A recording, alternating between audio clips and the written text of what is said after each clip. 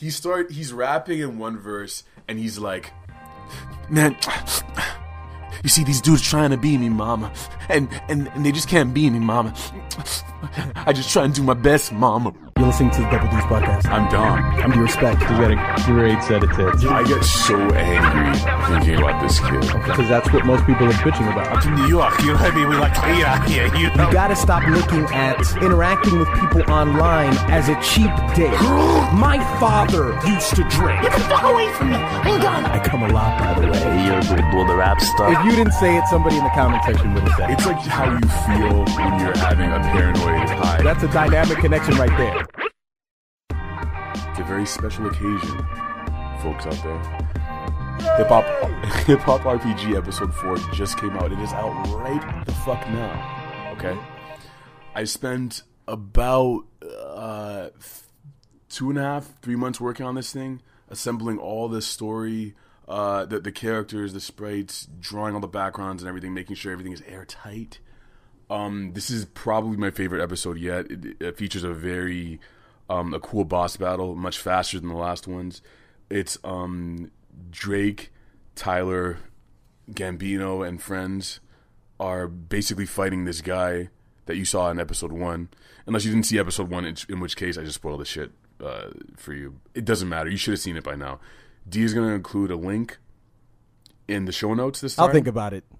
He will include it. Mm-hmm. He will. Mm-hmm. This is a really awesome episode. I hope you guys like it. If you do watch it, please share it with someone. That's the greatest thing you can do. Even greater than commenting, which would be awesome if you told me how you feel about it. But showing a friend would really mean a lot to me. It would mean so much to my heart. And another surprise present we have for you guys is a special fucking episode. Mm-hmm. We have a special guest later on, Diggsbot. Diggs Coker. He's an animator from the city of Shy, where Ye is from. Great men like Ye and Chance the Rapper, okay? He's from that same place. We're going to talk later on about animation and stuff. And, yeah, it's going to be a good up. If you guys are listening on iTunes, we always want to encourage you to be active within the iTunes community. And please rate us, subscribe to us, comment. It helps the Double D's podcast out so very much. We love all the love and affection we're getting on the iTunes front, so keep it up, guys. But you are listening to the Double D's podcast. I'm Dom, everybody. I'm D. Respect, everybody. Before this podcast, Dom and I were having a conversation about Oreos, and I was putting Dom on to the math. I told Dom that I was taking a nap before, and I envisioned myself eating a bag of double stuffed Oreos. Dom said, "What's that?" And I said, "You've never had double." No. You said don't fucking put words in my fucking mouth, yes, you asshole. He did. I didn't say what's double. I said, okay, all right, double stuffed, double stuffed. And then you said, I'm not in the mega stuffed though. I'm not in the mega stuffed. Okay. That's my D-Respect impression. I'm not in the mega stuffed. Not really. And I was like, what's mega stuffed? And that's when you flipped your shit. Okay. All right. Mega stuffed. Mega stuffed is too much. I don't know if any of you guys have had mega stuffed Oreos, but it's too much. It's like you're dealing with a woman with like size E tits. It's too much. They're droopy. They're all over the place. They're long. It's not the nipples might be hiding. It's not fun. Do you do a dunk? I don't do the dunk. The way I eat my Oreos. Huddle up, guys. Huddle up. Especially. No, I'm not. They're too close. Okay. I'm good, whatever. You can stay out of. You never join the huddles anyway. The way I eat my Oreos. Go ahead. I open them up. Right. Yeah. Right. And I. Excuse me. I open them up. Train outside. I open up the Oreos and I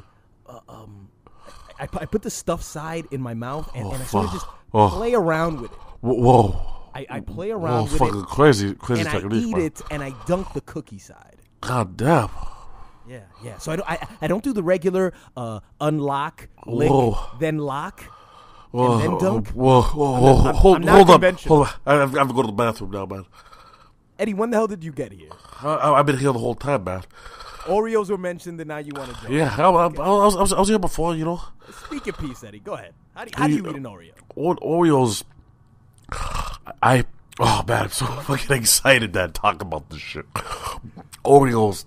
man, what I usually do is I like to get some molasses. Okay, I can't take the shit from the stores. It's like eating a fucking diet Oreo. You know what I'm saying? I need the real shit. Okay, deep fried regular Oreos, and then coat it in molasses. Okay, and then coat it in some vanilla ice cream. All right, and then you got a ball of ice cream about the size of a fucking grapefruit, right?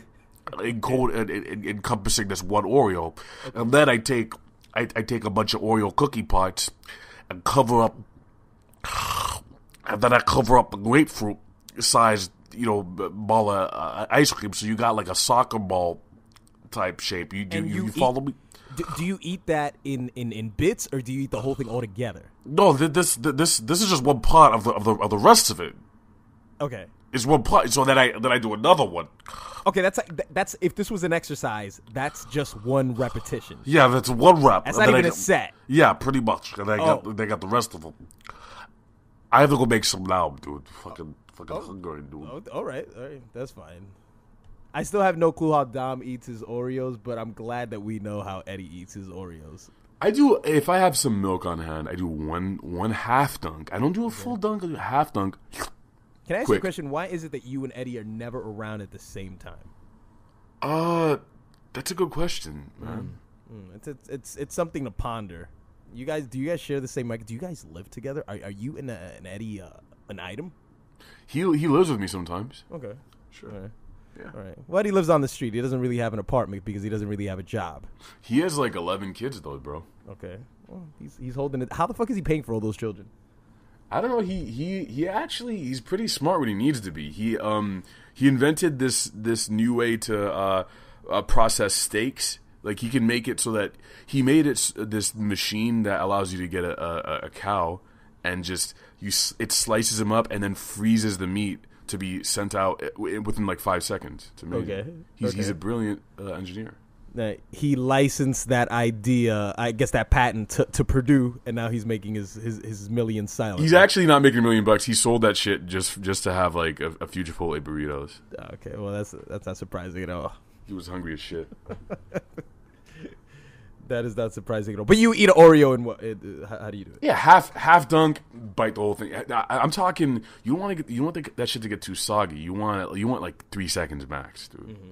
You want quick. Actually, that's too much. 2 seconds. Mm-hmm. You know what's fucking crazy though? And I have some of these coming. Samoas, bro. Samoas. Okay. So you talking the heroin of cookies? Samoas. If you fucks don't know what a Samoa is, man, let me bring this shit up for you. They're fully aware of what a Samoa they don't know. is. They have they to be. Know. You know, we got like Hansel in Peter Hansel in Sweden, who doesn't know what. Like, what is Samoa? I don't understand. But he's from Sweden. He comes from the land of chocolate. Over here in Sweden, we don't have such delicacies. I think I could do a better Swedish accent. I don't know what they sound like. I think. I am from Sweden, the land of chocolate. Nah, that sounded like a Jewish guy from Brooklyn. Yuck. The land of chocolate?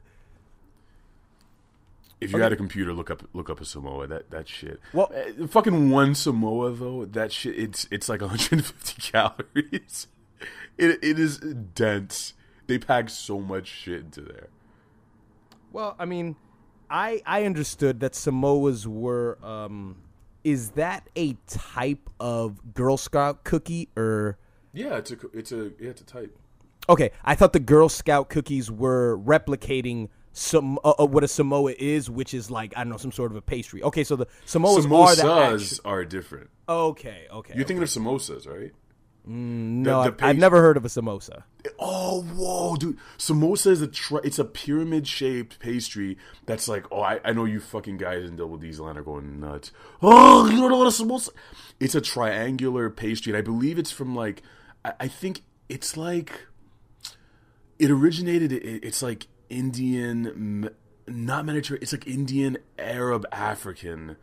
Type of pastry. It's really interesting. It's fried dough, and you can fill it up with peas, some veggies, or like I know like Nigerians and people from Malawi will do like beef. They'll do beef samosas. You can do chicken ones. This shit is delicious, dude. Mm-hmm. Fucking amazing. I looked up Samoas, and I'm not sure what the name of this tag team partnership is that used to be in the WWF, but I'm pretty sure they're Samoans. And was it Rikishi Rikishi was in there? Is it Rikishi? No, these guys are too lean to be Rikishi, but they're still thick. But no, they're too lean to be Rikishi. But I guess they were an addition of Girl Scout cookies, and they're called Samoas. I think it's pretty offensive to Samoans out there. I believe it was offensive, but You know what else is fucking offensive? What's offensive? How Afroman fucking Hadoukened that girl on that stage. Yes, it was. You showed me this before the podcast. This was amazing. Honestly, I wasn't. It didn't offend me. I just I saw it and I felt a mixture of things. I didn't feel. God, it's weird.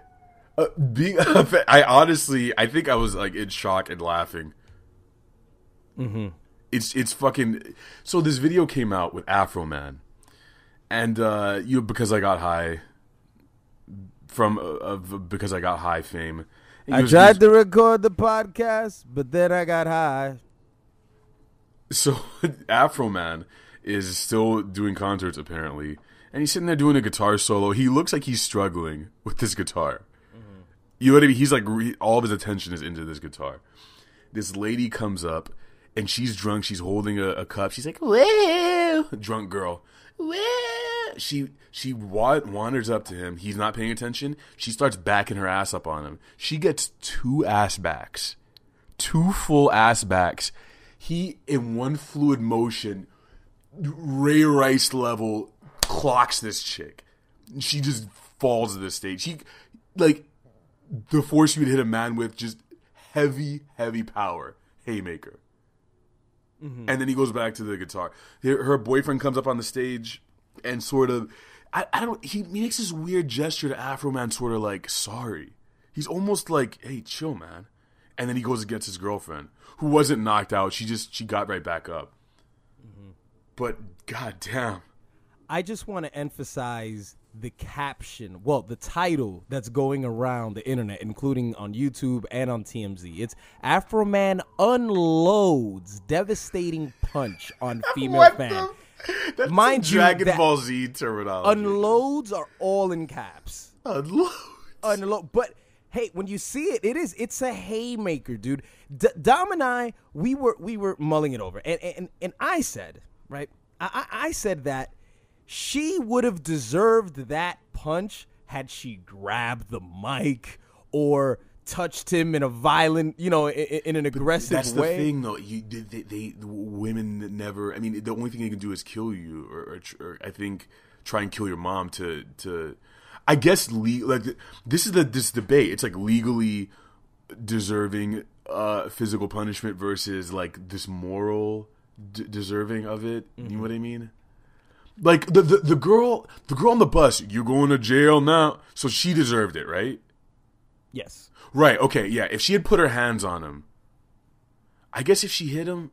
Well, is that the only scenario? Because honestly, they have to hit you like really hard. Well, no. See, it's not even a slap. He didn't. He shove fucking her, socked her like he would a grown ass man. He went Afroman from 0 to 100. Yeah, he definitely did. He's a big with that Afro power, dude.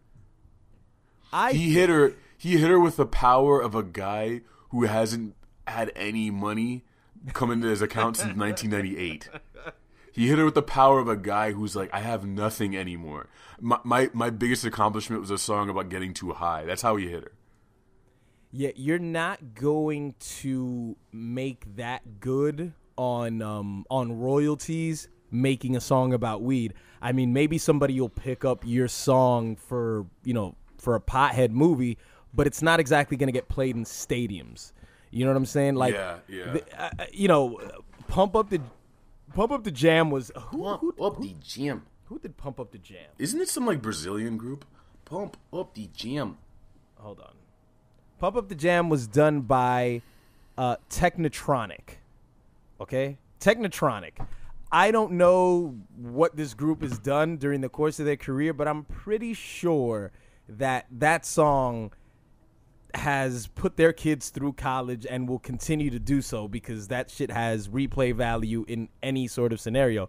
Because I Got High is, just something that's, cute if like Seth Rogen makes Ted 3 and he decides to play it for like 10 seconds in between some goofy dick joke or something like that. I have no clue. But yeah, it looks like things have been pretty hard for Afroman. It looks like they're about to get even hotter. Yeah, he's is this going to, I mean, he's in the limelight now. He's getting some sort of attention. He's not going to have less people go to his shows now. People won't go up on stage probably. I feel several ways about this. It's like one thing that concerns me is like you can't even mention the fact that it's like you shouldn't get on stage when the performer is performing. If this was a dude, I'd be able to say this, but it's like a girl. It's like you can't. Mm-hmm. What if he had bear hugged her to the point where it's like you could tell that he was like putting her through pain? Would that be as big of a deal? If he just like bone cracking bear hug, like the kind of shit like Killer Croc grabbing Batman, like I just would have made it very awkward. I think it's worse because it's such a vicious, devastating blow. You know what? I've seen pushes. You know what? A push would have been appropriate. MC Ride pushed a girl on the stage. Let's not do it. Here we go. Get it out. Get off my stage. Yeah, good. No, it was more like, I need you to be off the stage now. Goodbye. Off the stage now. Thank you. Had he given her a violent push, I think she seemed drunk enough where she would have just flopped. Had he given her a violent push maybe off the stage, then it would have been viewed as like something that's like punk rock or something. It's like, yeah, that's fucking badass. Get that bitch off the stage. But there's no excuse for knocking a woman out that bad. I do want to say if she has a gun, you're okay. Well, I mean, yeah, I mean, I guess an extreme point, but like I said, if she touches him, then that warrants him protecting himself. If she touches the mic, really, dude, listen. If she touches the mic, there's what is with you and the mic? It's no, dude. Yes, there is, sir. If somebody you're saying Mike goes above her punching him. No. I said it might be on the same level. It's not. It might be on the same level. Punching is at the top. Mike is just way on the bottom. Well, you're being extreme. Of course punching him is gonna, warrant him defending himself. Hands on him. But I'm saying it's not grabbing too far. his dick. Dude, if she grabs the mic, are you fucking kidding me? You're not giving him the respect that he deserves just because he's a fucking washed up artist. If I came up to you in the fucking metro and I grabbed your pen when you were in the middle of a drawing, you would kill me. It's your instrument. It's your fucking samurai sword. You're a dude. If it's a girl. No. Oh, so you're not gonna hit me because I'm a dude? I mean, is that what you mean? Would I hit a dude? Dude, you're not. Dude, that's his weapon. That's his to grab the mic away. Don't you ever hear what comedians always say when they're dealing with hecklers? It's like, I'm the guy with the fucking mic. Okay, I have the mic. The mic means so much in that situation because it's the only way that my voice can magnify, to everybody. I'm not saying that it's justifiable to knock her out because she touches the mic, but there's a certain amount of disrespect that goes into touching the mic. It's horrible. And people do that shit all the time. These hecklers who think they want to be part of the show. You know what it is? It's like there's several shitty parts about this because it's like she was drunk, right? And it's like you're still responsible for everything you do, but you're not necessarily responsible. I mean, especially if you're a woman, you're not responsible for the stuff that happens to you. It's like it's like. I feel like we're going back into this gender thing. It's like if you're a dude, it's like it's your responsibility. Everything that happens is sort of your fault. Mm-hmm. If anyone's drunk, if a woman's drunk, it's like anything that happens is your fault, pretty much. Regardless of whether or not you were right or wrong.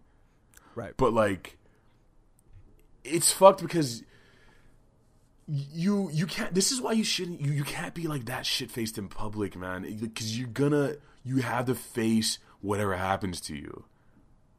And even if like someone has charges dropped against you, like if someone stabs you or like punches the shit out of you, it still happened to you. Like you were drunk and you did something to have someone do something. Like, I don't know, man. Well, I think this is a case. If the guy that came up to the stage after he gave her that devastating blow is indeed her boyfriend, then this is just as much of an issue of him being a bitch as Afroman being extremely temperamental. Him not controlling his girl. Of course, that's you got to another control factor. your woman. If your There are a woman bunch is of drunk, and you there's gotta the other control her. factor about just don't get on the fucking like what makes you think that it's okay to do this? Then again, I don't know what happened before this. I assume she got on the stage. Dude, what if there was a twist that he invited her on the stage like 30 seconds before this? It was like, "Hey, come on up, girl." What if that was? I changed my mind because I got high. What if? How would you feel about? So he this ambushed her basically. if he was like, "Hey, man, come on up," and then he gets all uncomfortable. He's like, "I wouldn't expect this bitch to come up on the stage, though." And he gets all uncomfortable. She's backing it up on him. You gotta wait. Please. You know what I think? I think the guy, her boyfriend, was on stage, and it's like just one of those things where it's like if you've been married to somebody for like 30 years, like remember the girl that got on stage when Afroman was performing and she was so carefree. I guess he thought it was cute that his girlfriend was so That's what it crazy was. to get. 'Cause you see It's a few like, seconds ooh, beforehand- babe, you're crazy. Go ahead, babe. He's waving at her. He's making some. I've looked at the tape. All right, I've seen footage. Mm-hmm. I've seen footage. If you understand that reference, type in the comments below. Mm-hmm. Rate and subscribe on iTunes. See, He's you waving always to try. her. You always try to get these things by me, but I know what it means. You don't know. See, I can speak the code, okay? I understand the machine that Death Grips is. That's why I don't like it. I just don't like them because I don't like them. When someone is trying to cure cancer, they first must understand the engine that cancer is. And I know the cancer that Death Grips is. And I know what I seen footage means, okay? You would I feel like Forrest Gump right now. Like I may not be a very smart man, but I know what love is. I have an announcement to make. When I get famous and there are people coming up to me on the street asking for autographs, It's not dude, gonna- I love it's not gonna happen. DSC, bro. It's not gonna happen. Okay, go ahead. I will no longer communicate with due respect. I will be too good for him. I will no longer talk to him. I'm making an announcement right now. Well, the hip hop RPG's out right now, so when it blows up, don't fucking talk to me again. That's Yes, when Drake calls me up, hey yo, that was so cool. I don't know what he sounds like. Drake is Jay-Z. I don't know. Drake through Jay-Z. What does he sound like? I don't know. Well, Drake sounds. Drake would say, "Hey man, I really appreciate." Well, he's just a straight guy. He pretty much sounds like an average Joe when he speaks. Yo, I'm still from the 6 though. What is the 6? Is that Toronto? The 6, yeah. I don't know if a 6 is a specific area in Toronto, but yeah, I'm pretty sure it's somewhere, if not Toronto. How many letters in Toronto? Is it 6? No, dude. It's like 8. Wait, TRO. No, it's 7. I'm one off. It's like 8. We were both one off, but I it's- was better. You were way under. But you sort of acted like I said, how many letters in Mississippi? 29. Like, it's I not acted that like you off. said it a million. You know. No, dude, it's clearly 8. We're both wrong. But yes, Drake dropped his surprise mixtape, right? If you're reading this, it's too late, right? And I gotta say that If you're reading this, is too late is the name of the album. What you said it just now made it sound like you were really saying that. well, what you said right now made it sound like it's an album because it's not. It's a mixtape, right? Because you said it's an album, It's and an that album. is incorrect. What is it? It's an album. No. All right, it says it's got like It's a 16 songs collection in there. of songs. It's a lot of songs in there. Yeah, well, he said it's a tape, a mixtape. So that's what that's pretty much what I'm going off of. So he dropped this thing, right? And I gotta say that I've had ups and downs with Drake in his career, mainly because I just really can't get with that sort of that sentimental style that he always seems to portray. But I was feeling nothing was the same. I was feeling that, to a certain degree, but this has to be my favorite Drake project, probably since, like, So Far Gone. What year was, hold up. Damn, bro. So Far Gone was in 2009. That's like this to me, it's up there with it, and I've been telling Dom, all right? I've been telling people that the track that I can't get out of my head, Daddy can't get it out of his head, is a song for his mother, which is called You and the Six. Absolutely love it. It's a good song. Absolutely love it. It's I a hate good it a song. little bit. It's a good song. It's a good song. It's a good song. I hate how heartfelt he is. I don't know why. I hate how he's just like he's rapping in one verse and he's like, man, You see these dudes trying to be me, mama, and they just can't be me, mama. I just try and do my best, mama. He's like, you can tell he's in the studio. If this is manufactured, it's brilliant. He stumbles over his own words because he's like, "Mama, you don't fucking understand how hard it is for all these bitches to be around me. It's hard." He says, "I'm Game of Thrones with it, mama. Home Alone with it, mama." I had to drop the mixtape on him, mama, because I'm the one they trying to be, mama. It's like, all right, dude, all right. So you don't like it because it's coming from Drake, or you don't like it because it's just too sincere? It's just too. Honestly, it's too sincere, and I feel like I'm playing. Honestly, this opinion has me playing a little bit into this idea that he's too sensitive. So I admit that. I'll admit that right now. But it's like it seems like I'm really looking into someone's diary. Like he is totally bearing his heart out to the world or something. And I'm kind of like, God damn, you really let everyone hear this shit? Like, it sounds like you talking to your parent. It's like really personal. I'm like, holy fuck, dude. You're just letting all this shit out. And then in the next song, you're going to talk about being hard, son? Well, the real detail in the song that I loved was, he said, I'm paraphrasing, but he was like, I get sick and tired when you say negative things about my girlfriends, when you say negative things about my assistants, and how you keep telling me to date the girl who trains you at the gym. I like that one too. I know that you said she's free on Thursdays, but she doesn't want this life. It's like, God damn it. Like, he broke it down to the days of the week that the mother said that she said, unless it just happened to rhyme, and he said, and he just wanted to pick Thursday. But it's like, you could just imagine your mother just saying, that girl, that she trains me at the gym, she's a really nice girl, and I think that you deserve a really nice girl, and she's free on Thursdays, It's like, all right, Mom, all right, that's fine. I'm Game of Thrones, Mom. No, I know you're game. I don't watch that show. I watch MASH. But I really want you to meet her because she's a nice girl, This is you know what? There is a, perhaps the African American History Museum, which will be opening in 2016. I'll be making a DSC video about that next year. Watch out for that shit. But like, perhaps, I know they're going to have a hip-hop exhibit. In the National Mall in DC, dude. Oh, okay. African American History Museum. I know they're going to have hip-hop exhibits, like a shit ton of them. But I would love to see some sort of analysis of motherhood from the child's perspective. I mean, the child being the adult in this case, in hip-hop music. Because we know that a lot of hip-hop guys were raised by single parents, single mothers. It's a very consistent trend, right? Shocker. And, can you name some? I mean, Headlights is the only one I can think of. I know Tupac did a song for his mom. But Headlights from Eminem and Marshall Mathers LP 2, I really like that song. Mm-hmm. That's sort of just making peace after a whole lot of war. Yeah, but that's the point. But Headlights was a good song. Headlights is like him fucking growing up finally and being like, wow, you took care of me.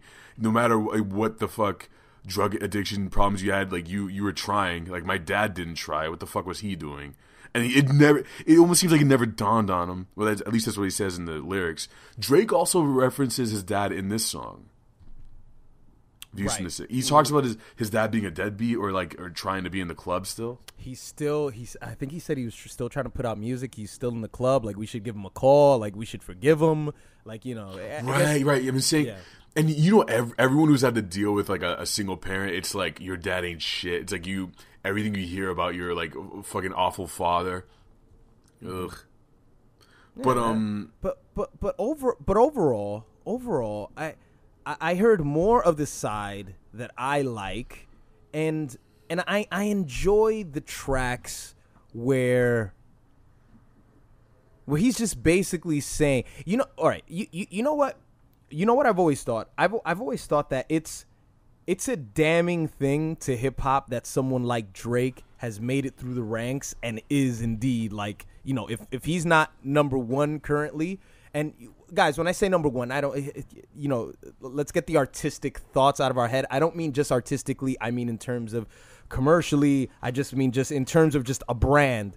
Yeah. Drake is pretty much, if he's not number one, he's number 2, 3, whatever you want to call him. Maybe behind Kanye, behind Kendrick, somewhere near that top tier. Yeah. So, how is it damaging? It's damning because maybe that's the word that I want to use, but it's like we've said for years that we only care about the music being good, and as long as you are who you say you are, that's fine. But it's like he takes it to such another extreme, because I mean, did you see the ESPYs? No. Is that the one where go ahead, just go ahead. The ESPYs are the sports awards. And right. Drake hosted it, and he's like this extremely charismatic, just this ultra social guy, something that this genre has never seen before. Like Drake is actually like on the level as a presenter, as a host. He's like Ryan Seacrest level, if not higher. Oh, just being like energetic, like he doesn't have that mentality or that demeanor, like I'm too good for all this shit. Yeah, but it's to the point. Like, okay, do you remember when Hugh Jackman hosted the Oscars? I think like 4 years ago. It's fucking musicals and shit. Yeah, it was bad, but ear to ear grin. But there was nothing that Hugh Jackman couldn't do on stage. Maybe it wasn't executed well, but there was nothing that he couldn't do on stage. And Drake is on that same level. So it's like you have somebody who's like this ultra performer that just so happens to rap. But this kid can pretty much do everything entertainment-wise. Oh. He can pretty much just do anything. So it's like, it's sort of odd. And just like you're saying with, how personal that song is and how intimate it is. And I almost feel like hip-hop they didn't want to give Drake the spot that he's in, but he earned it. You know what I'm saying? But he earned it. Like fucking Degrassi, like you have to be kidding me that if you told someone years later that this kid would not only be solidified as one of the top names, but like respected by like battle rappers and people who say I fuck with Drake. But Drake is my favorite. Like on every level, it doesn't. There's one thing for somebody to say.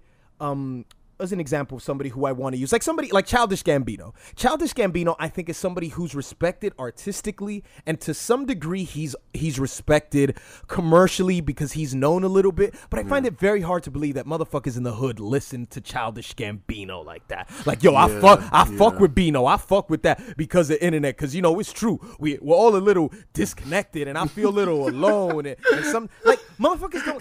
His friends are looking at him like, what the fuck? Right. It's like, dude, you get all intellectual on this, but everyone on every level fucks with Drake, and I just think I always thought it's sort of bizarre how it's gotten to this point. Hey man, stop dick riding. Yo, do you respect stay dick riding on Drake, man? Well, fuck up, son. Right. Well, he's a handsome man. He's stay dick riding though, man. Daddy says he's a handsome man, and when Daddy says Hey, how come he always talk about himself in the third person though, saying daddy and shit? What the fuck does that mean, man? Well, Daddy is God. I already addressed that guy in the peanut gallery, but I addressed that already. Hey, why am my pants wet, man? Why am I just pissing myself? I went to see my doctor about this shit, man. He said, man, he gave me these pills, man. This shit didn't work. Well, you don't even know who your dad is. I haven't talked to my dad in years, son. Maybe that's why you're questioning what I do, guy in the peanut gallery. It's hard being me, man. It's fucking rough. I don't know what to fucking do sometimes. I went to see my therapist, and she said,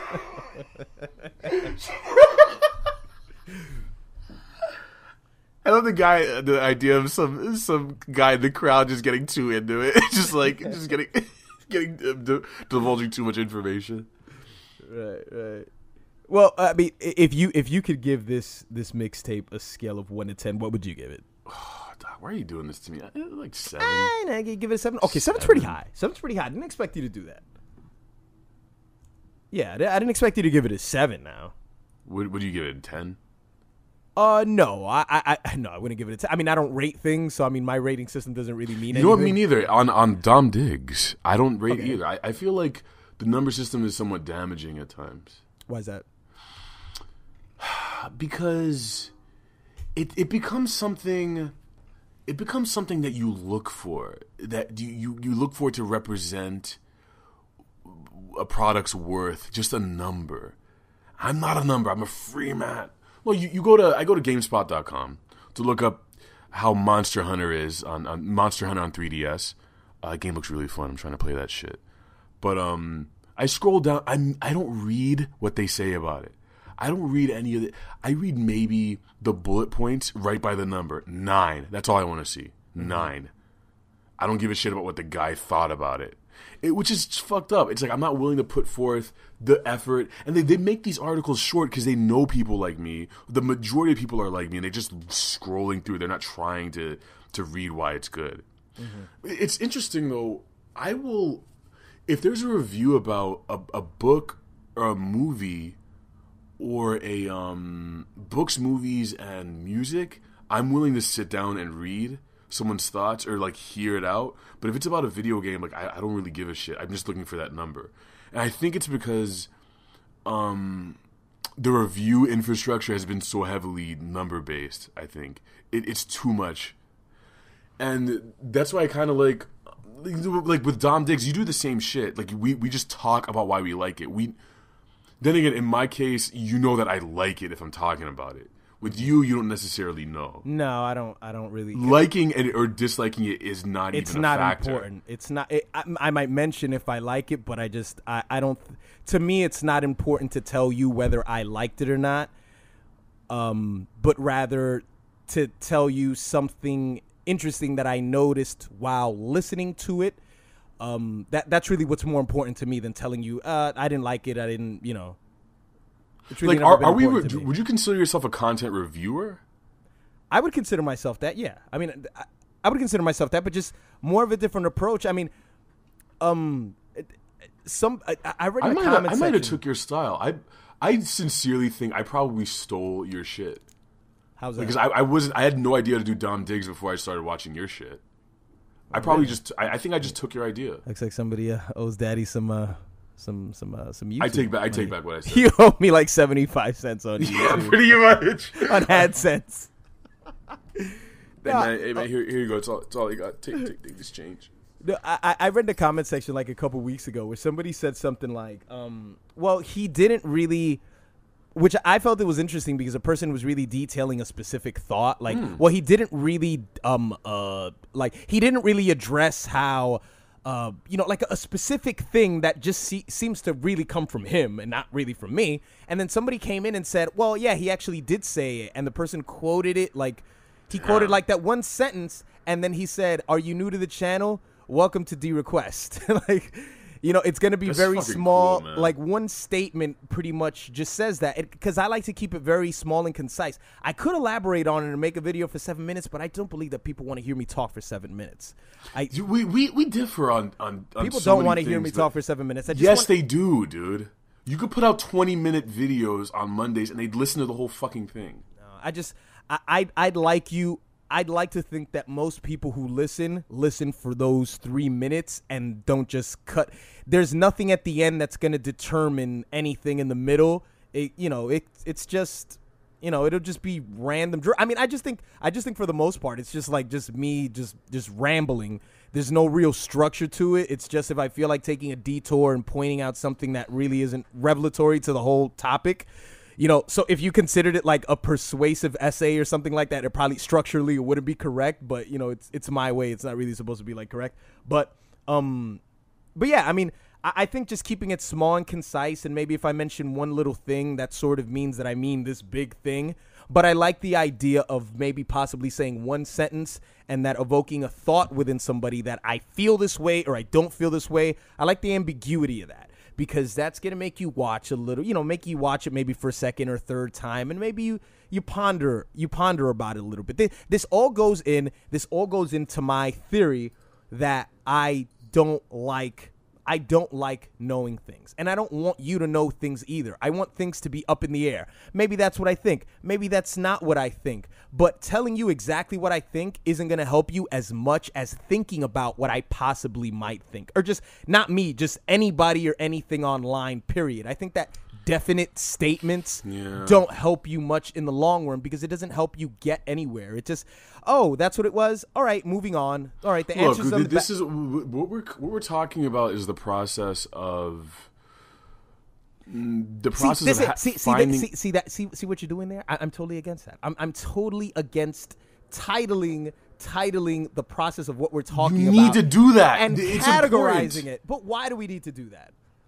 Why do we need to do Because that? I like finding shit out. Why It's do we, important. That's like, you know what? That's like you're, you draw.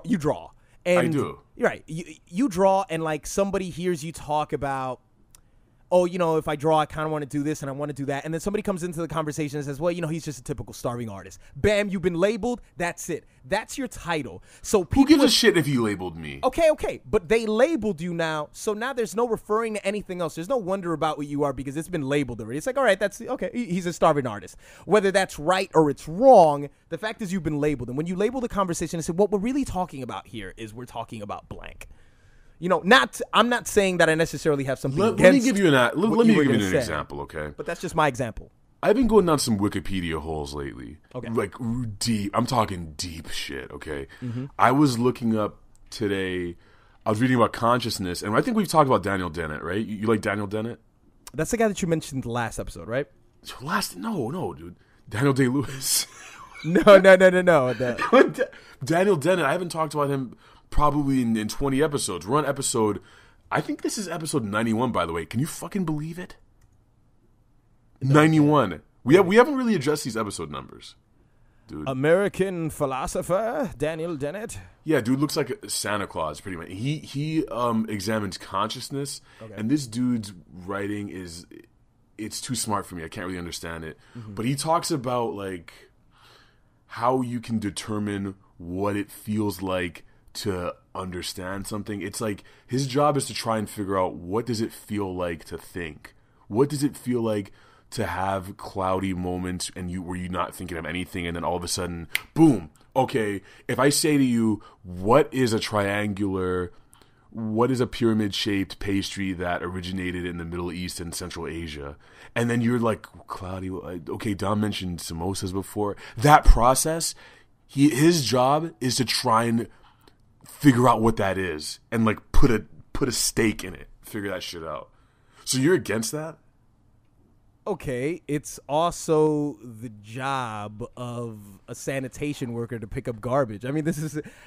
Are you by pointing this guy out? Was the purpose of this to say there's somebody out there who disagrees with you wholeheartedly, and he's I don't know. No, I'm just interested in seeing and hearing your views on like you think that's like you think it's a pointless. I don't look. Sort of I don't endeavor? think it's futile. I think in most cases, of course, when you're having a conversation with somebody, you have to. I mean, that's how human beings. That's how we associate things because we have titles. We know, car, all that bullshit. So you give titles to things. What I'm saying is, when it comes to a lot of the content that you consume, or just conversations that you have with people in general. It's not always the best thing to know exactly the meaning of everything that you're hearing about. Because when you know the meanings to things, you just move on and you never elaborate, you never ponder about what something truly, you never ponder behind the meaning of it because you know the meaning of it. You understand what I'm saying? And what I mean by the meaning, I mean your interpretation of what the fuck it is. Do you understand what I'm Is making sense at all? Okay, so that's what I'm saying. I'm just saying that I just believe, and the best way to associate this to anything is what I've done 1,000 times, but just a rap genius. I've said this 1,000 times. Here we go. I connect to a song more if I get to a point on my own, not if somebody points at a line and says that's what that line means. Of course, it's interesting when somebody points out an interesting quirk within a lyric. When you hear Kendrick say, basketball shorts with the Gonzalez Park odor. Yeah. It's like, oh, okay, Gonzalez Park was something around his neighborhood. But when you listen to it and you don't know that Gonzalez Park is a thing around, maybe you think for a second, you're like, what the fuck is a Gonzalez Park odor? Like what is that? You know what I'm saying? Like there's something to be said about elaborating about a thought like that, even though there's no such thing as a fucking Gonzalez Park odor. But it doesn't serve you anymore to know that that's a location around Kendrick's area than it does to ponder about it and to think of the possibilities of what it could possibly be. It's like I you value the searching, the act of searching. I value the act of searching more than the actual. There it is. That's what it is. Oh, Gonzalez Park is something around Compton, and it has the odor because that's what the fuck Gonzalez Park smells like. You know what I'm saying? There it is. You got it. Thank you. But music and, you know, the information that we take in, I don't think it's like it's supposed to be so informational and so clinical like we were in school. You know? I'm kind of that's due to education. Education has that's what it is. I'm a lot to very do with guilty of needing to know. I need to know what Gonzalez Park is. Yeah. All right, that's a bad example, but the consciousness thing. I'm seeking all this information now. I need to know shit. But what do you seek to know? Like, what is it that what is it that you've been Wikipediaing so much that you're like getting into a bunch of stuff? I mean, like, shut up. I was looking up this thing about like. It's gonna kill the podcast right now. But Digsbot coming up very soon, folks. Stick around. But there's certain animals that have like this film that cover their eyes, that it's like a second eyelid that they can see through. It's fucking weird. So I'll take something like that and just start digging in and seeing like, okay, so apparently like we lose. When we evolve, we lose all the shit. Like, we used to have tails. We don't have tails anymore. We have remnants of having a tail. It's like, what other weird shit do we have what are the remnants of shit that we don't need anymore in our bodies that we have? So I just looked for that. And I don't know, I retain the information, a lot of it. So, I mean, it kind of helps me. I think it helps me creatively. Well, I don't think that knowing information like that, like looking back into stuff like that, I don't think it necessarily hurts you.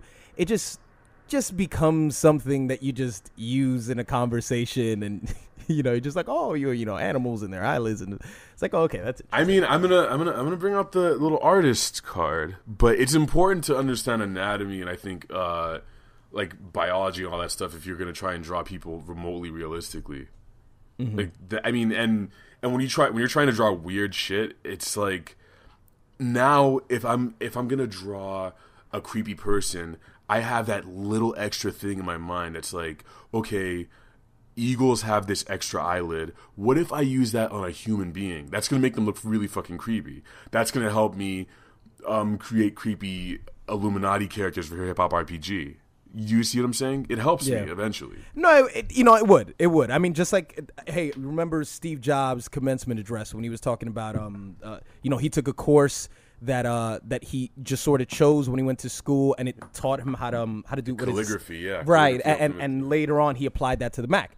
I understand that, but I just mean that there's different forms of intelligence. You know, there's like The ability, mnemonic intelligence, right? It's the ability to remember things, and that's really what you're exercising there, and that's what most people exercise, and that's what most people identify as a form of intelligence. Just because you were able to remember something and retain something that you read, oh, he's intelligent because he sort of just echoed what he read. We definitely value that. Absolutely. Yeah, we value that so much more than anything. What I'm saying is that the sort of the creative and more intangible.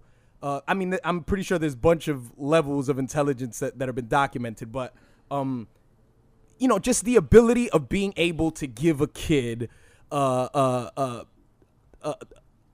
book of matches. And he's saying, like, this is an Imperial Star Destroyer, and he starts that's what I'm assembling saying. some shit. The ability that Lego some movie, people, that's what it fucking is. It's the fucking Lego movie. Yeah, that some people have to figure out, you know, 75 different things that you could do with a paperclip, and there are some people who can figure out 200. You know what I'm saying? That form of intelligence isn't, because, you know, the way we structure everything is there's one answer to everything, and that's pretty much how we operate, because that's the only thing that's necessary to keep civilization going, to learn how to read, to learn how to do arithmetic and math, and that's how you get a job and you pay taxes and you go fuck yourself. There's not really any money. Well, I would argue that there's more that should be valued within the kid who can be innovative enough to think of all those possibilities of what to do with a paperclip, because that's the kid that's going to invent something. See, we don't think about it that way, because it's like our society isn't formed to nurture that sort of behavior and ability. We just say that they have fucking ADD. He disrupts the class. He needs to chill the fuck out. You got to give him some pills so that he stops having these visions of shit. And he just, all he wants to do is draw all day and talk. And that kid has a play. Like, we might be stifling like great comedians and like visual artists, performers, all sorts, like broadcasters, all sorts of shit. And like you said, inventors too. Podcasters. Like shitty podcasters who make fucking 15 cents per video. But you know, like you said, you never know. Like these kids who are sitting around like, and they seem very hyperactive, and they don't want to. They don't seem to want to pay attention. It'd be crazy if we really treated them like people who can function in society, and if we taught them how to code or something, or sat them in front of a computer and something that like spoke to them in a certain way and really fostered that, we could have some crazy technology and like some benefit from this stuff. I think the real issue is that it's too. It takes too much nurturing to support a kid like that. I mean, I guess that would be the counter argument would be because the standard way of how we do things has worked for decades. It does. And it's pretty much the most cost-effective thing that we can do. We give Junior the textbook. We tell him that's what he needs to learn. And when you learn all this, you get the piece of paper. And when you get the piece of paper, you get the better job. When you get the better job, you earn more money. And then when you earn more money, you pay more taxes. You can buy more stuff, and you contribute more to society. And that seems to be working fine. If we take too much time in that nurturing stage, it could probably end up, you know, I don't know, because the educational system, I guess, is a business. I mean, it always is. Yeah, at the end of the day, and neither of us have attended private school. I mean, apparently you get more personal time with that shit. By the way, you're not going to get any of the stuff in public school. Public school is just going to stay the way it fucking is, and that's pretty much how it's always going to be. But I always say that if you can make something of yourself, and you went through public school, like you're a fucking beast. You need to realize, like, if you were raised by like a single parent, like that if you came out of the womb and the odds were stacked against you, and you ended up in a position where it's like you don't get in trouble with law enforcement, you're like intelligent, you're like curious about the world, you like treat people well, you went to public school, but you thirst for knowledge, and and I'm not even saying you need to have a great job, but you're just like, you're intelligent, and you seek knowledge on your own, and you like learning about things and communicating. Like I think you won. Like you had so few resources that were just given to you like in a silver spoon, like you would in like private schools. Like your parents would be paying like thousands of dollars for you to get a leg up on everyone else. Mm-hmm. All right, we're gonna kick D-Respect out of here. Why do I have to leave? You're leaving. All right. You want to stick around? We can give I'll stick around. I'll come back afterwards. Hey everyone, it's me here, Dom, with my good friend Diggs Coker, and we just spent about 30 minutes trying to sync up our audio and getting our computers to work. But now we're here. Yep. Diggs is an animator extraordinaire. He is a space pirate. He's killed trolls with just one dagger, not even a +1 dagger, just a regular old rusty dagger. He's done a lot of things in his life. Can you introduce yourself for the people? Wow, I'm doing DSC now. Jesus Christ. Go ahead. Yeah, my name's Diggs, Diggs Coker, or AKA Diggsbot online there. I'm an animator, and yeah. And Diggs is, I think, the first big visual collaborator, probably the biggest collaborator I've ever had on HipHop RPG. I know we're beating you guys up with this on this episode, but go watch HipHop RPG episode 4. Yeah. Diggs helped me out with it in a big way, and it's a bit of a secret. It's kind of a thing. If you watched it already and you didn't catch it, pay attention to Gambino. Yes, pay attention to the good old Childish, and he will lead you. So. Diggs, what he's done right now, we're recording this in the past, obviously, but as you're listening to this, it's out already, and I'm sure it's fucking awesome what he has produced. It is great. How did I come across that's so dumb. I was about to ask you how I came across your work. I think I was looking at some Rice Pirate stuff, and he had, I remember now. You did something for one of his videos. You or probably more than one. You helped him out with a few of them.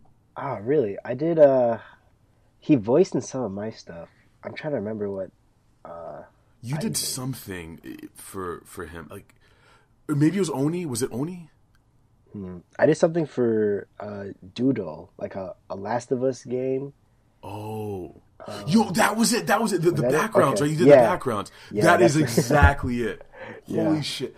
I remember seeing that, and I was like, I just love this cartoon, and we'll link to this in the show notes. I was like, I love this cartoon. I want to know like who the fuck did this, and then I found your name, and I added you on Twitter, and then I just started looking through your shit. I was like, wow, this guy is cool. So I mean, how did you get into animation and all that stuff? I know it's a broad ass question, but just No, yeah, it's it's cool. Let's see. I've been drawing since as long as I can remember. Growing up, I watched pretty much cartoons all the time, even still to this day. But I really got into it. I really started animating 7th grade. I did like little sprite animations, and then did you do Sonic or Mario? yeah. Oh, I did a Sonic. I'm guilty of that. Yeah. I thought it was like, oh, yeah, let me make him all like red looking. Look, he's my character. But Did you was he a half demon? Actually, no. My little, I'm trying to remember what his name was. You had a custom Sonic Gosh, character. Those custom Sonics. God, those were dark 7th grade days. But then beginning of high school, I remember I got my first like bamboo tablet. Yeah. And that's when I really started like drawing it out. And then ever since, freshman year of high school is when I really started drawing it like more seriously, trying to like really craft it up. And then up till now, I've been pretty much self-taught. Got a copy of Flash from the library in 7th grade, and then The like library. Mm-hmm. the library, yeah. And then pretty much now I've just been animating and watching vids, and pretty much the internet honestly has really taught me how to like really hone my skills and how to like watching other people and stuff like that. That's all you need now, man. People talk about going to art schools and everything, but the guys at the top, I mean, the people who are really doing awesome shit. I mean, not that people who go to school aren't doing awesome shit, but you don't need an art education or like to be in $50,000 in debt to make cool shit that you want. Yeah, I agree. Yeah, you don't have to be. You don't want to dig yourself a financial grave or something like that. And it's kind of funny too because I even applied to the school I'm at now. I go to Xavier in Cincinnati, and I even applied to their art program, and I got denied. And even you have to apply. Oh shit. Yeah, and I did I submitted a bunch of cartoons I made when I was a kid too, in my like high school days, to like a bunch of competitions, and they all said no to all my stuff too, which I just remembered just now. But are you one of those people where it's like if someone says no to you, you get really bitter about it, and you're like, I'm gonna show you. You have no idea. Are you vengeful like that? I wouldn't say vengeful. Like when someone says no, it's more like, okay, well, let me just try it again and see what they didn't like, and I'll like work on that, I guess. It was more not just like I'm gonna show you like I'm the greatest type of thing. It was just kind of more like, I'm not doing something right, and I'll like we just keep doing it again. But it definitely did motivate me. Like the more no's I got, the harder I would make something look even better. Yeah, I guess somewhat vengeance. There's something about no's. I get so angry. I get a lot of them. I mean, and that's just something you will, in any artistic field, you will get so many of them. Just being a 2D or 3D animator or whatever, you'll just, you'll get no's from yourself. You'll think that you can't do something, which is, I think, one of the awesome things about animation I realized early on is like, I've never been the guy who can sit there and paint one picture that takes 50 hours. A static image, I could never do it. Oh, same here. But can't do that. Yeah, it's crazy. Like, I just got this realization that, like, if I was making an animation, though, I could put 30 hours into something, and it just felt right. It just clicked with me. This thing it's moving, it's bouncing, all that stuff. So did you have that realization? Like, when did you realize that did you go through a phase where you were trying to do the still images? It's funny because since I've always watched like cartoons all the time, I've always wanted to do animation. Like ever since I was like 10, I was like, oh, I want to make my own cartoon, like really bad. Yeah. And I actually had more trouble drawing still images than just simple art pieces than like doing animation stuff. But yeah, I've never I think, let's see. Yeah, there was a moment where I actually took an art class for once. I was like, I need to actually try to go to it was at a local community college, and I went to an art class, and I stood there illustrating a person, and I was getting annoyed. I'm like, I can't do this. Like, this is already 2 hours. I'm drawing the same foot. Like, I need to make the foot walk, or I need to do something, And but I was glad I took that class though, because even the instructor knew. He's like, wait, aren't you an animator? You told me. He's like, yeah. He says, yeah, I can tell by all the work you do, because all of my drawings were very loose, very gestural. Yeah, very gestural stuff. Yeah. It's like whenever we did gestural stuff, 1 minute, 2 minute sketches, I'd be like, oh yes, I do it really fast, because I like making whenever the person moves, I try to capture each I guess quote unquote real life keyframe. Right. But when it came to just still stuff, I was the most oh god, this is so hard. But it was good though, because it made me really kind of focus on really hone my, I guess, if I have any artistic skill down. So it's when I see a tree, I really narrow it down. So for example, when you guys watch a hip hop episode, a hip hop RPG episode 4, and you see some of the artwork in the back, it's because well, yeah, I can still say it now because it's. But there's a tree background, and that tree background actually, no joke, is from currently in the window. I'm looking outside right now. I saw it, and I literally just copied. I was staring at it and just sketched in the background there. The one behind, near the owls, which you'll see. But yeah, that's the one. Really outside my window right here. But yeah, so I'm glad that I kind of took that art class. Do you still do life drawing? You draw people on the train? What do you do to sharpen your skills? Lately, it's bad. I'm not that type of kid who carries a sketchbook and sketches. What? I know it's it's so bad, and I need to really pick that up. Instead, what I do, I just would go online and just watch other animations, or just or no, actually what I do is I buy a bunch of comics and watch and look at all the colors and the background art. Yeah. And I just try to do my own versions. I'll just sketch it in my little sketchbook I have with me. But I don't really do life drawings, which is kind of bad, because I really should be doing that more. I don't think it's bad. I mean, ultimately, it's one of these things that everyone who's doing something creative will eventually find their own path, and you just know. You know when something feels good or when it doesn't feel good. I'm quoting MC Ride right now. You know when you don't like carrying a sketchbook around. I mean, should you do it? Probably. But I mean, if you haven't done it up to this point, maybe you're just not a sketchbook guy. But you do get your work in. You do your reference work. You work from stuff that you really enjoy. I mean, and I think everyone has to everyone has to do something like that. Unless you're a super prodigy or something. Yeah. Which, it's so rare. Yeah. No, yeah. I guess instead of a sketchbook guy, I'm a cartoon TV watching guy. How I study things is I just watch. For example, have you seen Over the Garden Wall, perchance, or Steven Universe? I still haven't. Nick. Man. I know. I need to watch, because I was trying to get him on DSC too, and he agreed to it, and I need to fucking watch his cartoon. Man. I hear it's really good, man. Yeah, dude. I mean, I bought it, and I'm so glad. One of the best purchases I've ever made, because it's on iTunes for $10. I think all 10 episodes, and everything about it's when you watch it, we'll talk about it, because it's just so good.